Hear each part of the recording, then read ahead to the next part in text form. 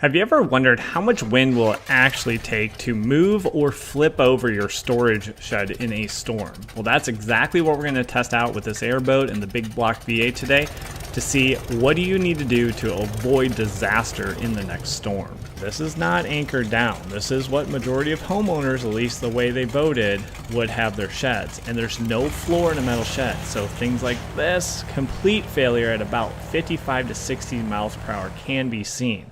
Your end result is this. Your shed is completely beat up. Now, hopefully I can resurrect this thing so we can do an anchored test, but I'm going to need to get it back on that pad. So the doors are completely ripped off and it's all bent up. But we'll take the Kubota with some forks and kind of bring it over to the pad, scooch it back into place, try to straighten things out. Well, with a rotary hammer drill, I'm just going to drill through the frame on the base. Remember, there's no floor here. It's just that frame along the base of this metal shed. And then I'll use my favorite anchors, which are Titan HDs from Simpson Strong-Tie. So we'll just drive that home. And now we have a secure connection. Even though the rail's all bent up, we have a nice secure connection on that concrete anchor. Now what I'm going to do is put 2 on each side. So this thing's seen better days, but it's going to be good to go for this next round of testing. Doors are a little rough, but we can close those and start up round 2. And this is with it anchored down. So we would expect to see a lot better results. I have it going at 4x speed here. And then once we see failure, we will slow it down to just normal 1x speed. So ramping things up, we can see already it's doing a lot better, although it's starting to move around a little bit. Even that plastic shed's shifting off. We're past 75, 85, still going, and complete failure at around 91 to 95 miles per hour. Now, if you notice during that failure, actually the floor frame stayed in place. Those anchors held, and not one of the anchors pulled out of the concrete. But it ended up that the walls that are secured to the frame, you can see there's a little piece of wall here that's ripped off and a lot of the screws just ripped out. So let's jump back into it and test the unanchored plastic shed. And then let me know down in the comments which one, metal or plastic, will hold up to a higher wind speed. Again, we're going to use our weather station. We switched it over to the plastic side and we'll let the V8 warm up a bit and then start to ramp up the RPMs. We're here at about 30 miles per hour, and very quickly we see very similar failure modes, about 55, 60 miles per hour.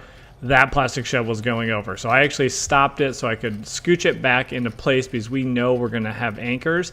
And I would say that is pretty much a tie. But what about with anchors? I'm going to use exactly the same anchors. That was the 1/4 inch by 3.5 inches. And these 2 floor sections here actually have spots for anchors so you can secure them. But I'm a little concerned because the walls are plastic and the floor is plastic and they just kind of slide into a friction fit. There's no fasteners holding those together. So will that help, and how much will it help? So with the anchors in place, we'll rev things back up again and start to put quite a bit more wind load against it. And we see a complete failure there at about the maximum. Remember, it's a little delayed. 80 miles per hour is the maximum that I saw on the weather station. So I'll give it 80, but see the floor? It's still in place. So let's look at the damage. And as expected, I was concerned that the walls would just rip out of those slots. So the panels actually all stayed in place. But now we have our shed all the way down here. Let's see if there's any permanent damage.